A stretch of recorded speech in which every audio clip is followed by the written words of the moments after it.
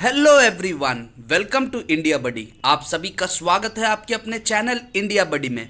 Students, मैं जानता हूं आपका प्रोविजनल मेरिट लिस्ट आ गया, आपने ग्रीवेंसेस भी भर दिया। अब आगे क्या? अब मैं आपको बताने वाला हूं कि ऐसी क्या क्या चीज़ें हैं जो आपको फाइनल मेरिट लिस्ट के बारे में मालूम होनी चाहिए। एंड आपका ऑप्शनल फॉर्म का जो स्ट्रैटेजी था वो भी अब चेंज होगा। मैं बता रहा हूँ क्यों क्यों चेंज होगा। एंड मैं पूरी जानकारी आपको देने वाला हूँ कि प्रोविजनल सीट अलॉटमेंट लेटर क्या होता है, कहाँ मिलेगा, कैसे भरना है, सब कुछ आपको इस वीडियो में मिलने वाला है। तो इस वीडियो को मिस मत कीजिए। तो चलिए आगे बढ़ते हैं। अब सबसे इंपॉर्टेंट चीज़ इस वीडियो में हम क्या देखने वाले हैं कि क्या क्या चीज़ें हैं जो आपको आपके फाइनल मेरिट लिस्ट में देखनी चाहिए। फाइनल मेरिट लिस्ट के बेस पे आपके ऑप्शन स्ट्रैटेजीज क्या होंगे, एंड क्या आप फॉर्म में एक बार फिल कर दिए तो क्या आप उन चीज़ों को चेंज कर सकते हैं। वो सारी चीज़ें हम इस वीडियो में डिस्कस करने वाले हैं। साथ ही साथ सबसे इंपॉर्टेंट चीज़ जो बहुत कम लोगों को मालूम है कि प्रोविजनल सीट अलॉटमेंट लेटर होता है जो आपको डाउनलोड करके आपको भरना होता है, वो क्या होता है, किस लिए किया जाता है, सब कुछ और भी बहुत सारी जानकारी हम इस वीडियो में देने वाले हैं। एंड जिन लोगों ने अभी तक कॉलेज लिस्ट नहीं बनाया, आप डिस्क्रिप्शन में दिए हुए लिंक को यूज़ कर सकते हैं। तो चलिए आगे बढ़ते हैं। सबसे पहली चीज़ मैं आपको एक चीज़ बताता हूँ। आप ध्यान से देखेंगे तो आपके ये सीईटी के जो डॉक्यूमेंट्स आए थे सीईटी सेल के, उसी में से मैं बता रहा हूँ। उसमें आपको सबसे इंपॉर्टेंट चीज़ क्या लिखा था, ग्रीवेंसेस में उन्होंने मेंशन किया है, candidate shall raise the grievances about the correction required in the data displayed in the provisional merit list. मतलब यहाँ पे वेरी क्लियर बोल दिया है कि जो चीज़ सिर्फ डिस्प्ले हुई थी, आप कुछ नया ऐड नहीं कर सकते। कि कुछ लोगों ने सोचा कि मैं TFWS कोटा नहीं डाला हूँ तो क्या मैं अभी अप्लाई कर सकता हूँ। नो, इट इज़ बेसिकली जो बेसिकली डिस्प्ले हो चुका था, जो चीज़ें आपने ऐड करवा दी थी, उसमें अगर आपको कुछ चेंजेस थे तो वो चीज़ होगा। तो इट इज़ वेरी क्लियर। एक छोटे से स्टेटमेंट में उन्होंने पूरी बात अपनी बता दी। एंड जिन्हों को ये नहीं समझ में आया, यू वर रॉन्ग, आप उनकी वो स्ट्रैटेजी नहीं समझ पाए। तो इंपॉर्टेंट चीज़ क्या है, जब आपको फाइनल मेरिट लिस्ट आएगा, सबसे पहली चीज़ है आपको ये चेक करना कि जो नई चीज़, मान लीजिए आपने भर दिया हो ग्रीवेंसेस कुछ नया चीज़ को ऐड करने के लिए, वो ऐड हुई है या नहीं हुई है। सबसे पहली चीज़ ये चेक कर लीजिए। एंड एक बार अगर वो ऐड हुआ है, वेल एंड गुड। नहीं हुआ, नो प्रॉब्लम, क्योंकि अब वो फाइनल है, अब आप कुछ नहीं कर सकते। तो उसके बाद आप अपना फाइनल स्टेट रैंक देखिए।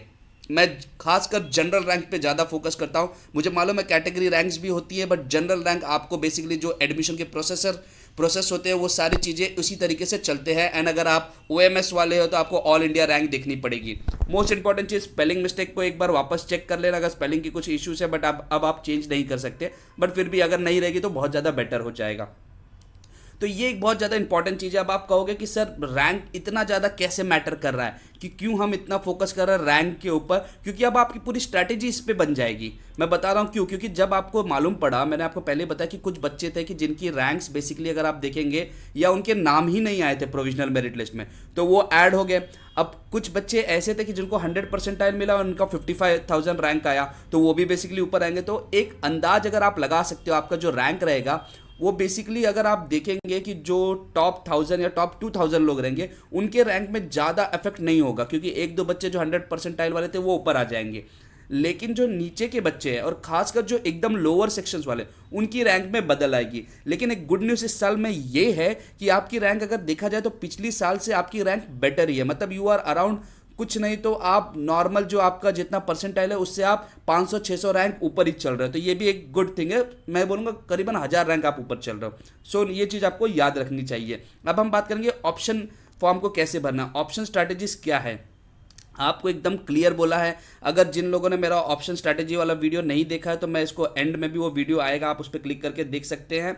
एंड लेकिन जिन्होंने देखा तो उनके लिए एक वेरी क्लियर है कि एक बार अगर आपने ऑप्शन फॉर्म भर दिया, यू कैन नॉट चेंज और कैंसिल, या प्रेफरेंस भी आप चेंज नहीं कर सकते under any circumstances. Very clearly बोल दिया। तो ऑप्शन फॉर्म को भरते समय बहुत ज़्यादा ध्यान देना। इसीलिए मैंने बोला आपको आपके ऑप्शन की स्ट्रैटेजी चेंज करनी, क्योंकि आप फाइनल मेरिट लिस्ट का रैंक देख लीजिए एंड देन चेंज। ये मत कीजिए कि चलो हो जाएगा तो हो गया, बेटर नहीं, आप देख लीजिए तो आप फंस जाएंगे इस चीज़ के लिए। और दूसरी इंपॉर्टेंट चीज़ है कि अगर आपको लगता है कि चलो मैंने बहुत अच्छे से फॉर्म भर दिया, मुझे कोई सीट भी मिल गई तो क्या होगा, मैं बोलता डोंट बी टू हैप्पी।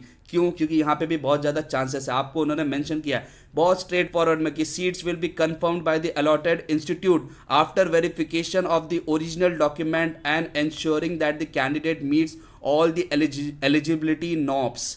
यहाँ पे वेरी क्लियर है, मतलब जो आपको जो जो चीज़ थी उसके अलावा भी बहुत सारी एलिजिबिलिटी होगी जो आपको चेक किया जाएगा। तो डोंट बी हैप्पी, अगर ये नहीं हुआ तो बेसिकली आपको वहाँ से बाय बाय बोल दिया जाएगा, इस चीज़ को भी याद रखना है। एंड अब आप बोलोगे कि sir provisional seat allotment letter कहाँ पे आएगा? बेसिकली जब आपको कोई कॉलेज मिलता है उसके बाद आपको एक लेटर भरना होता है। हम देख रहे हैं उसको क्या है। अगर आप ध्यान से देखोगे, जब आपको कोई सीट अलॉट होती है आपको प्रोविजनल सीट अलॉटमेंट लेटर भरना पड़ता है और साथ ही साथ आपको सीट एक्सेप्टेंस फीस भरना होता है जो 1000 रुपीज़ है। आपको याद होगा मेरा video not freeze, self freeze या आपका ऑटो फ्रीज, अगर आपने नहीं देखा वो भी आपको वो भी basically end of the video में मिल जाएगा एंड डिस्क्रिप्शन में भी मैं वो लिंक डाल दूंगा, तो आप उसको ज़रूर देखिए क्योंकि वो आपके लिए बहुत ज़्यादा इंपॉर्टेंट चीज़ है एंड आप उसको मिस मत कीजिए। तो आप समझ रहे हैं कि आपको प्रोविजनल सीट अलॉटमेंट लेटर होगा। जैसे आपका बेसिकली फर्स्ट डे जब आएगा, जब आपकी सीट्स अलॉट हो जाएंगे, तो वहाँ पे आप साइड में देखोगे सीईटी सेल में आपको एक चीज़ मिलेगी जहाँ पे रहेगा download provisional seat allotment letter. जब आप उसको डाउनलोड करेंगे वो आपको बताएगा कि आपका कौन सा कॉलेज मिला है, कौन सा ब्रांच मिला है, क्या फीस है वगैरह। आपको इसको बेसिकली आप उसको अलॉट, ये तो प्रोविजनल है तो आप इसको सेल्फ ये कर सकते हैं, फ्रीज करना चाहे तो कर सकते हैं एंड फीस भरना है, तब आपको वो चीज़ सबमिट करनी पड़ेगी। तो this shows that you are happy and जो आपको provisional, there is a word called provisional, it is not final.